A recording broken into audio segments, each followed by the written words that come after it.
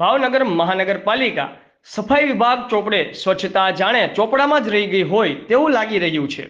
ભાવનગરના ભીલવાડા સર્કલ પાસે આવેલી આંગણવાડીની દિવાલની બાજુમાં જાણે કચરાનું એપિસેન્ટર બની ગયું હોય તેવું લાગી રહ્યું છે। દિવાલના સ્લોગનથી તદ્દન ઉલટું દેખાઈ રહ્યું છે।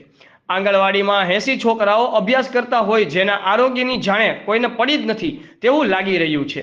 હાલમાં ચાંદીપુરા જેવી બીમારી નાના છોકરાઓને પોતાના ભરડામાં લઈ રહી છે। મચ્છરથી થતા રોગો, ડેન્ગ્યુ, મલેરિયા જેવી બીમારી નાના છોકરાઓને મોતનું કારણ બને છે। ત્યારે સ્વચ્છતાને લઈ આવી બેદરકારી।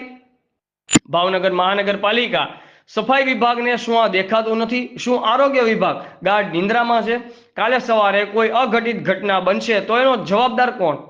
વિસ્તારના સ્થાનિક લોકોને પૂછપરછ કરતા તેઓના કયા મુજબ અવારનવાર રજૂઆતો કરેલી અને તેના અનુસંધાને મહાનગરપાલિકાના ઉચ્ચ અધિકારી તપાસમાં આવે છે, પરંતુ હજુ સુધી ઉકેડાનું કોઈ નિરાકરણ આવ્યું નથી। વિસ્તારના ગંદકી અને દુર્ગંધ ફેલાઈ રહી છે।